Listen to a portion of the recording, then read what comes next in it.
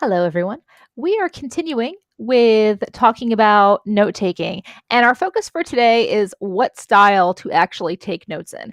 And there is no right way to take notes. Some people combine two different methods. Some of the methods that I talk about may not even be for you. It's up to you to find your own unique style. But that's what we're going to go through.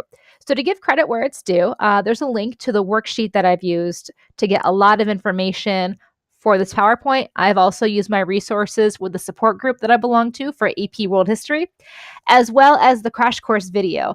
The same people that produce the crash course videos for various AP classes, not just AP World, but US, government, psychology, physics, they're now making crash course study skills. And this crash course video, we're not going to watch it because A, we don't have time, and B, I'm pretty sure that is a massive, massive copyright violation. But all of their crash course videos are going to start out as the sort of the foundation of what we're going to be talking about. So I do suggest you watch this when you have time. It's really going to help you. One thing people are always worried about is how to take notes, what they should be taking notes on. And how you should be taking your notes depends on what kind of learner you are. If you're a visual learner, are you an auditory learner or a kinesthetic learner? There's actually a link for a quiz. So if you're not sure what works best for you, this is a quiz that you can take. And it's going to tell you what kind of learner you are and then what type of notes you should be taking. So there's 5 methods of note taking that I'm going to be talking about today.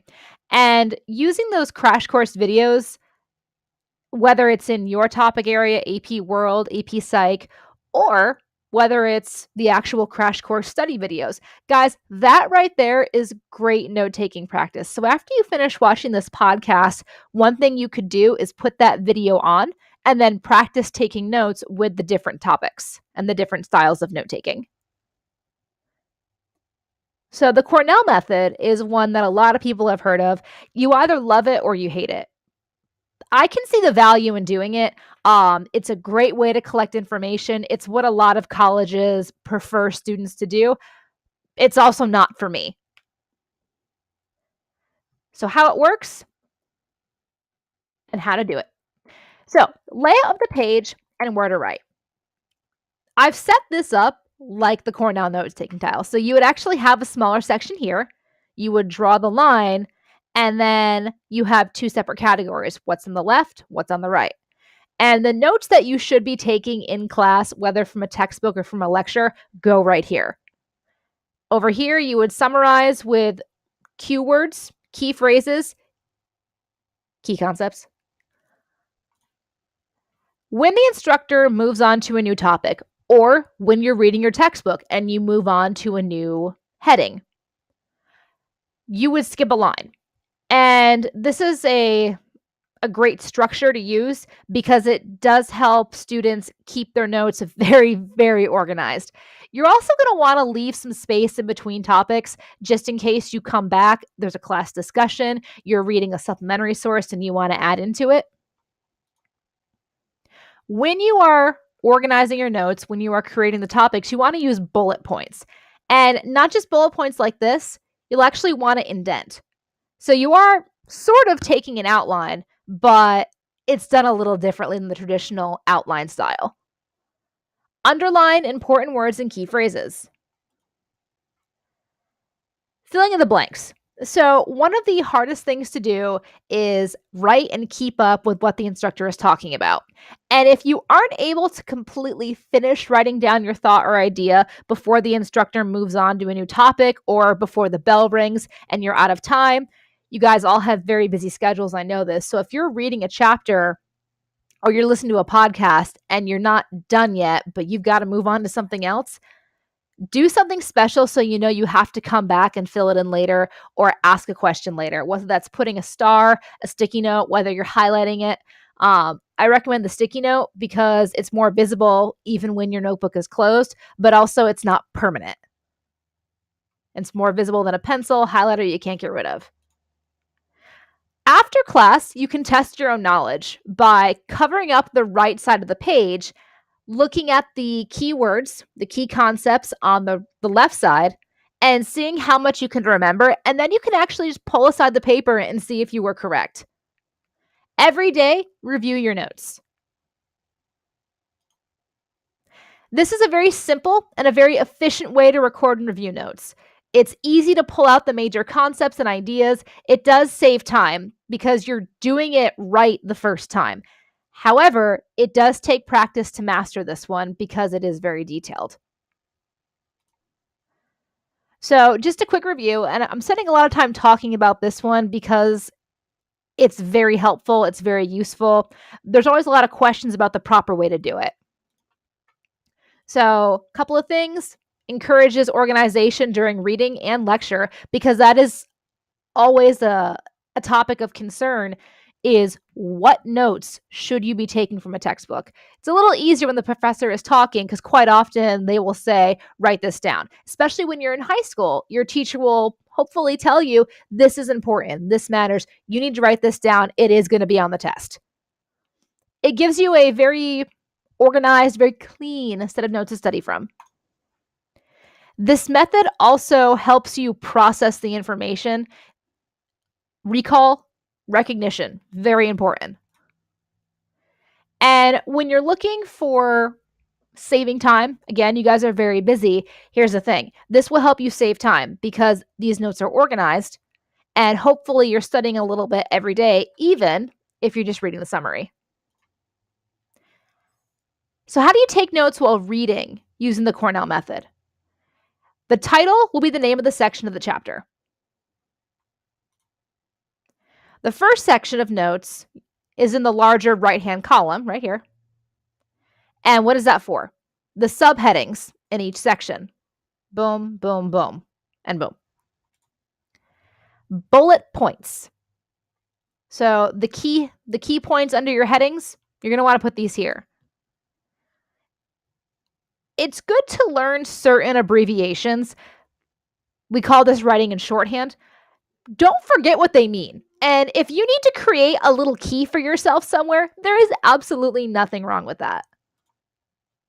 Highlight the main ideas, that's key concepts, folks. Underline vocab words. If you're a visual learner, a great thing you can do, draw a picture, draw a map, or just leave some room, print out a picture. That's what I would do because I can't draw. So the stupa, the burial mounds, you might want to print that out because if you draw it, if you're like me, it might come out looking like a hill. Skip lines to indicate the end of one main idea and the beginning of another.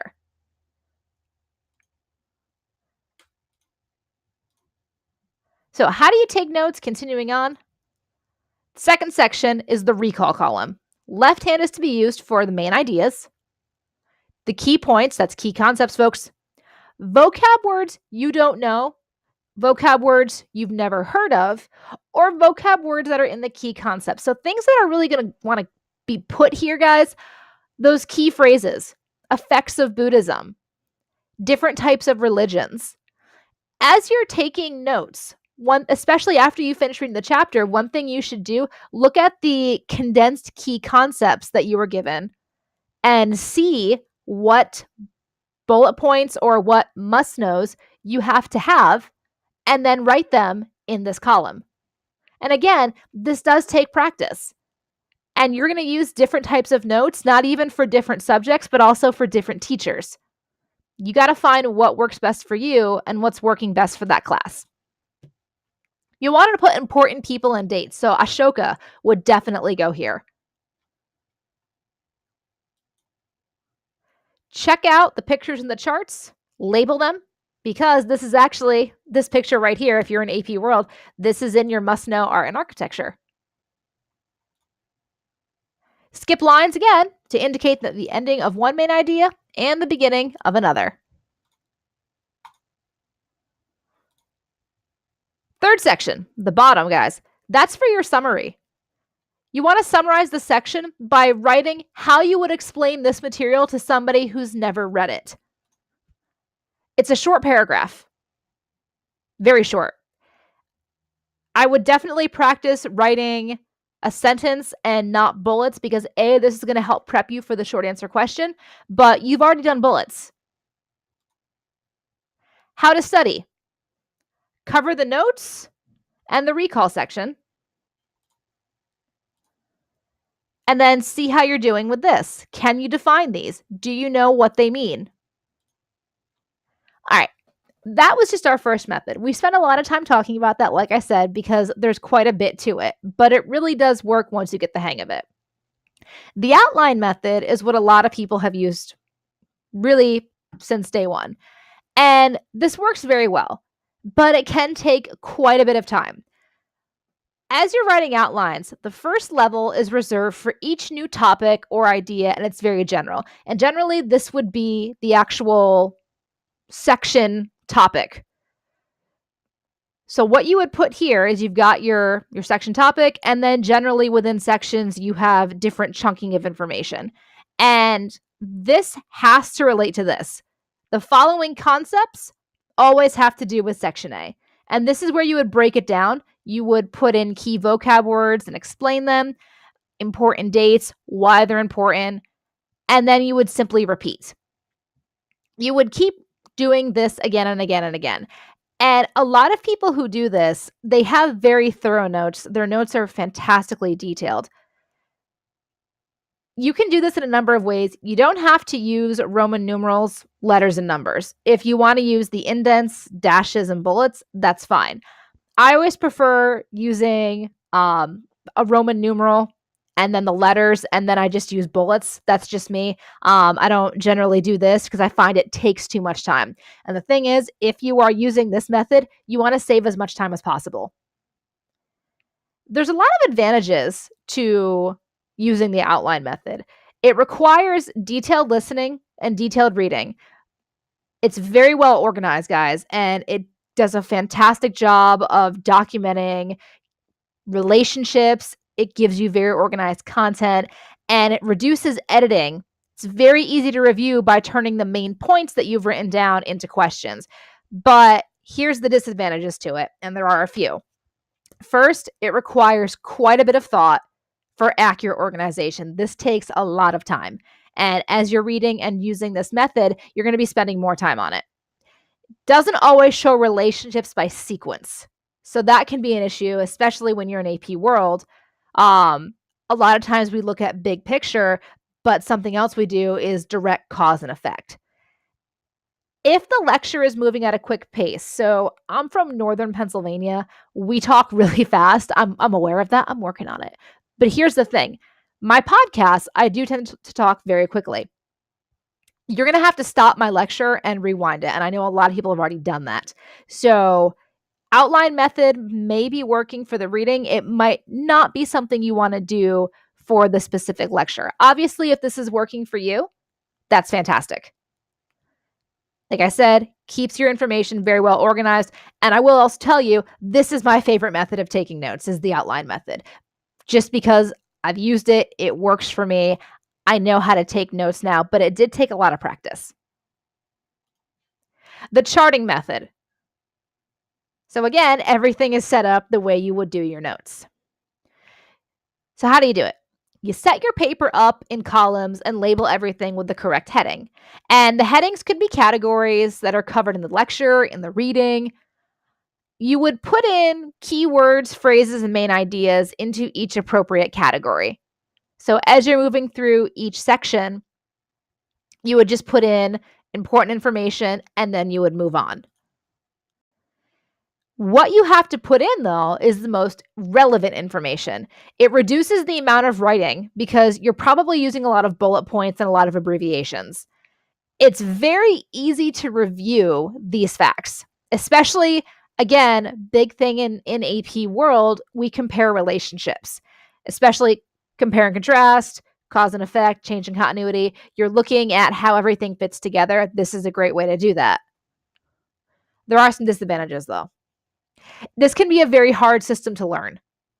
And you need to know the content that will be covered before the lecture begins. So this is actually, with the flipped classroom, a lot of students use this, but they don't use this for the actual textbook reading. They only use this for the podcasts because they already know going in what to expect. So when should you use this? If you're going to be tested solely on facts and relationships, if the content is very heavy and presented quickly, and the example they provided, a history course with dates, people, events, etc. And if you want to get the entire overview of a chapter on one big paper. So if you're doing this in a notebook, you might need to do a front and a back. You might need to take multiple pages and put them together to get the big picture. The mapping method, the graphic representation of the content. So how does it work? It maximizes active participation during class. You are doing something the entire time. With the reading, you're documenting what you see. It affords immediate knowledge towards understanding the content that you're being presented with. And it also lets you know right away if you're having trouble understanding something. Again, you're focusing and looking at relationships. And it puts a strong emphasis on critical thinking because you have to make the connections. What are the advantages to this? And I've kind of just talked about some of them, but it helps you visually track the lecture. And you can literally see how you have gotten from point A to point B using this method. Relationships, very easily seen. And it doesn't require as much thinking because it's just a natural flow. It's very easy to edit your notes and then to add color to show the relationships.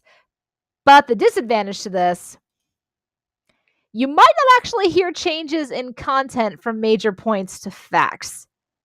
So this does take time because you're actively thinking about the relationships. You are actively thinking about connections and you're documenting it. But it can take time to do this. And as you're focusing and as you're like, oh yeah, this is so obvious, and you can see yourself making the connections and moving from point A to point B, you might not hear the fact that things are changing and you're moving in the content from things you have to know just to different facts. And finally, the sentence method.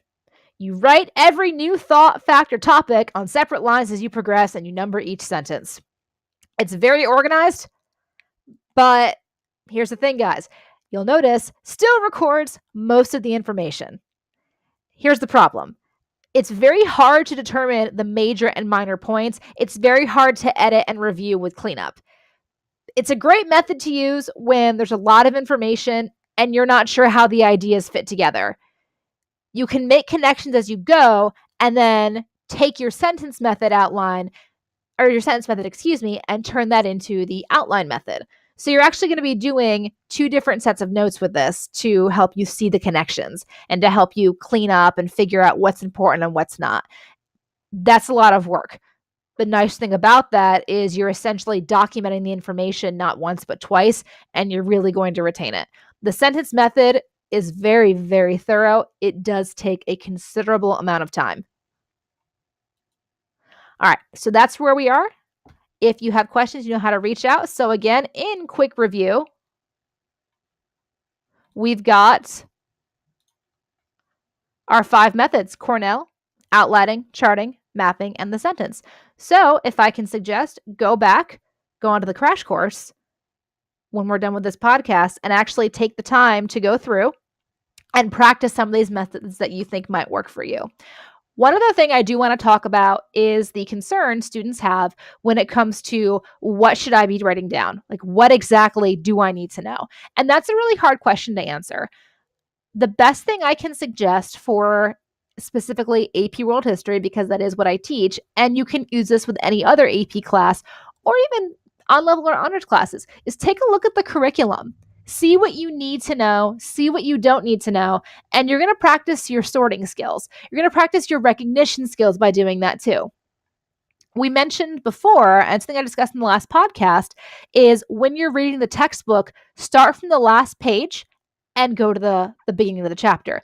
Generally, most textbooks on the last page have some kind of summary from the chapter. Review that.